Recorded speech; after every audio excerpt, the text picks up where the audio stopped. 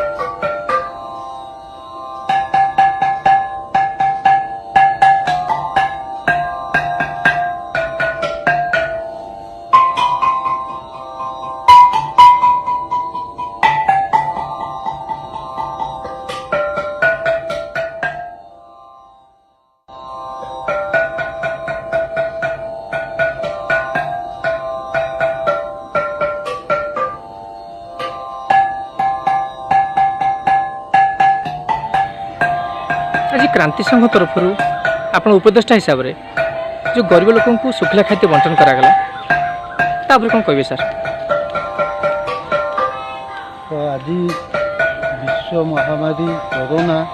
आज सारा विश्व को प्रभावित कर जीवन और जीविका दुईटा जाक आज दुर्विषय हो पड़ी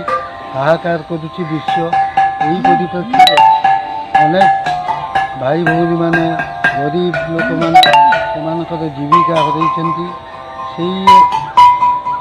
जीविका हरइवा को नहीं आज आम क्रांति संगठन गदिबापुर द्वारा आम कि शुखिला खाद्यर आयोजन करूँ जो निराश्रय लोक मैंने जो मैंने वंचित अच्छा खाद्य पाइबार से आम कि खाद्य जोगाड़ करूँ। यही परिप्रेक्षी में आम क्रांति संगठन तरफ गदिबापुर जो क्रांति संगठन अच्छी यार आनुकूल्य आम किसी असहाय निराश्रय गरीब लोक मान शुखला खाद्य बंटन करने को जाऊँ जो किसी दिन भी सहाय हो। तो क्रांति संघ तरफ आज गरीब लोक मुहर शुखला खाद्य बंटन पर जो निष्पत्ति नेले तो आप जन समाजसेवी हिसाब से कौन कहे सर। मुझे कहूँ बर्तमान कोरोना महामारी सारा विश्व को ग्रास कर लगे विश्व में पैंडेमिक जो भाव में भयंकर रूप ने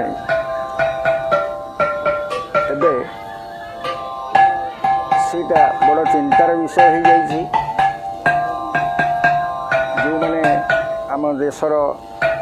मुख्य अच्छा आम राज्यर मुख्य ता सहित जो मैंने योद्धा अच्छा कोरोना से योद्धा मान को प्रथमे ଯେ ସ୍ୱାଗତ ସମ୍ବର୍ଦ୍ଧନା ଜଣାଉଛି।